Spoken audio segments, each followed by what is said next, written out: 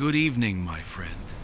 Welcome to Hercule Mysteries, where every night brings a new secret, and every secret unfolds slowly, like mist over the sea. Tonight, we travel to the far coast of Cornwall, where the wind cuts sharp as a blade, and the sea remembers everything. On a lonely headland stands Penraith Lighthouse.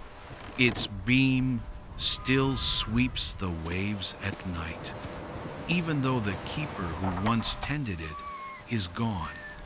So settle in, dim the lights, let the tide carry you toward the edge of land and memory. This is Echoes from the Lighthouse Keeper's Cottage. Chapter 1. The Light That Wouldn't Go Out. The wind that night came from the west. It carried the taste of salt, the chill of something ancient, and the sound of distant waves colliding with the rocks.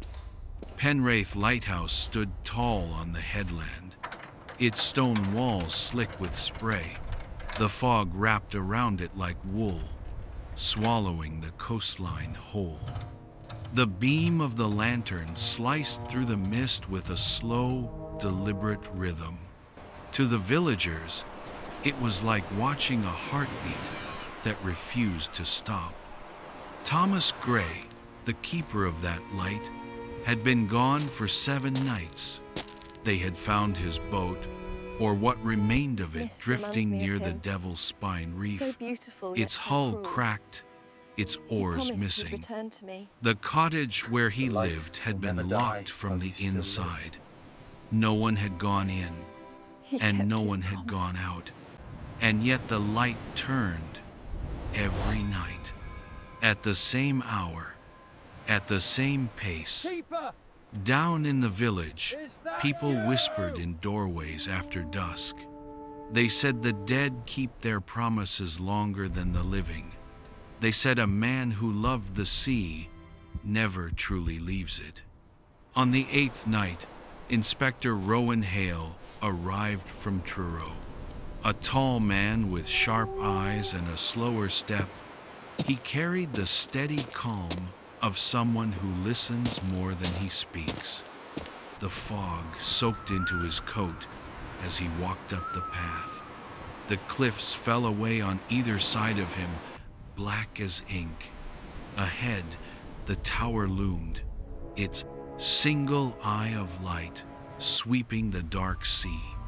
Someone, he murmured to himself, is tending that lamp. The wind answered with a low moan through the rocks, a sound that might have been the sea or something beneath it. He climbed the final slope toward the keeper's cottage. A thin ribbon of smoke coiled from the chimney, twisting into the fog. Hale paused. The night pressed close around him, and the beam of the lighthouse swept over his face like a cold hand. He reached for the door handle. It was cold and slick with salt. Chapter 2. The Locked Cottage. The door opened with a slow sigh, as if it had been holding its breath. Inside, the air was heavy with the smell of oil, damp wood, and brine. The kind of smell that lingers when someone lives too close to the sea for too many years. A single chair lay on its side beside the hearth. On the small table sat a half-eaten meal, a crust of bread hardened like stone, and a cup of tea gone cold and cloudy. A clock ticked on the wall. It had not been wound, yet somehow it still kept the right time. Near the fireplace, a single boot stood upright, leaning against the stones. The other boot was missing.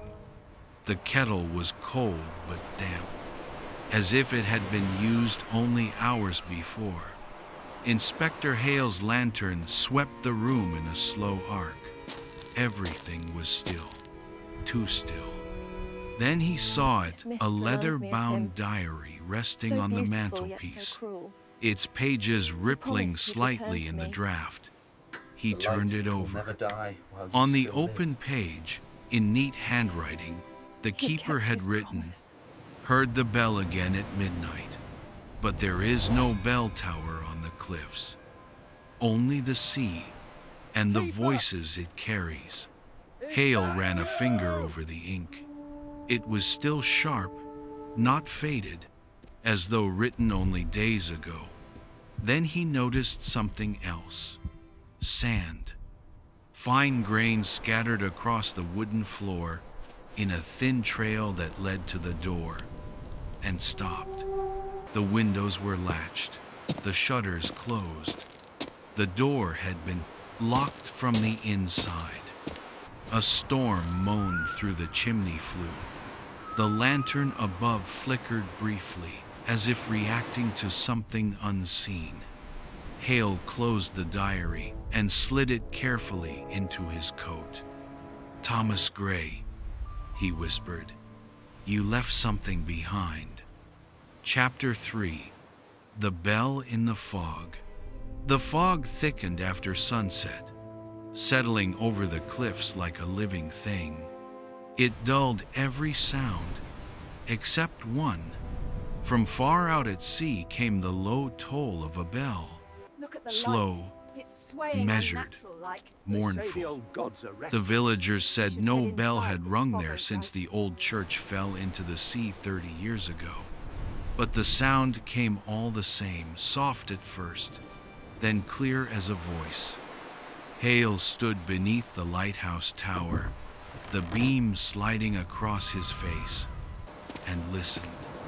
"It's the same interval every time," he whispered, as though someone up there still keeps watch. He climbed the narrow spiral staircase inside the tower. Iron steps echoed beneath his boots. The walls dripped with the damp of long nights. Each turn of the stair brought him closer to the lantern room and to the sound that pulsed faintly above. Halfway up, he heard it. A scrape, a shuffle, like a boot sliding over wet stone. The stair ended at a hatch. He pushed it open. The lantern room lay before him, glass walls slick with fog, the great beam turning in silence. The iron crank moved with a perfect rhythm, but there was no one at the wheel, no footprints in the oil-streaked floor. And yet the machine turned. The flame burned steady. The glass gleamed. This mist reminds me of And him. at the foot of the lantern So beautiful, housing, yet so cruel. beside the mechanism, He promised lay he'd a return to single me. boot, the The missing light twin will from the never die hearth. while you still Salt water pooled around its edge. Outside, promise. the bell tolled again. Closer now. Clearer. Chapter 4. The Visitor at Dawn. The fog lifted slowly at dawn, like a curtain being drawn back. The cliffs stretched pale and wet beneath the early sun. A figure stood near the edge of the rocks, where the first light touched the sea. A woman wrapped in a black shawl, her hair silver as frost. Mrs. Gray. Hale approached carefully. The wind carried the last whisper of the night storm. She did not turn when he spoke her name. "It was his promise," she said softly. "He told me the light would never die while I still lived." Hale studied her face, the lines of someone who had learned to wait in silence. "Do you mean he prepared the lamp to run on its own?" She shook her head. "No, I mean, he comes back to tend it." The inspector's breath caught for half a second. She turned finally to face him, eyes clouded but clear in their belief. "He always said," she continued, "the sea keeps what it takes, but it lets a good keeper keep his post." She walked toward the village path, her shawl trailing behind her like shadow. Hale remained at the cliff's edge, staring up at the tower.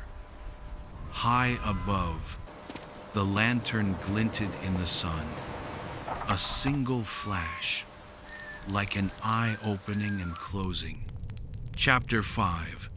Echoes at Midnight. That night, the bell returned. It began softly, as though deep beneath the water, then grew louder, rounder, echoing along the cliffs like a call answered. Hale waited near the tower steps with his lantern. The wind had died, but the fog had not. It clung to everything. The sound led him to the edge of the cliffs, where the lighthouse beam faded into the mist. Through the gray curtain, a shape appeared. A man's figure, tall and still, lantern in hand. A coat whipped around him in the wind. The old keeper's coat. "Thomas!" Hale called out. The figure did not move. It only stood there, haloed in the light of the lantern room This above. mist reminds me of him. Then, as the So beam beautiful, passed yet so over it, cruel. the shape dissolved he'd like return to mist me. shaken from a tree. The light will never Hale die ran while you forward. still live. His boots sank into the wet grass. He kept his There was promise. no one there, only a lantern on the ground. Its metal was warm, as if it had been held seconds before. At his feet, pressed deep into the earth, were the prints of bare feet, wet, leading nowhere. The bell rang again, once, then fell silent. Chapter 6. The Light Never Dies. The next morning broke calm and bright, the fog finally lifting off the coast. In the village, the people said the beam had gone out during the night. For the first time in weeks, the light had stopped turning. Some thought the storm was finally over. Others whispered that the dead had gone to rest. But Inspector Hale climbed the headland once more. The tower stood silent against a sky of pale blue. The glass of the lantern room caught the sunlight and threw it back like a mirror. And then a flicker, just once, like a breath drawn in, like a goodbye. Hale removed his hat. "Rest Look at the easy, light. Keeper It's Gray," swaying unnatural he like. murmured. They say the old "You gods kept are your restless. promise." We should head As he inside turned and down the spot it. path toward the village, the wind rose softly behind him, and through it came the bell. Low, solemn, distant, but there. Whether it was wind in a forgotten pipe, or the memory of a man who loved the sea too much to leave it, no one could say. The villagers no longer feared the light, but no one ever touched the lamp again. And on foggy nights, they still see it, a single beam, sweeping the dark like the steady hand of a watchman who has long since gone. Thank you for listening to tonight's mystery. If you enjoyed this story, remember to subscribe and ring the bell, though perhaps not the one at Penraith Lighthouse. New mysteries arrive every week, perfect for quiet nights, long drives, or those who like to fall asleep to the sound of the unknown. Until next time, good night, and may your light never go out.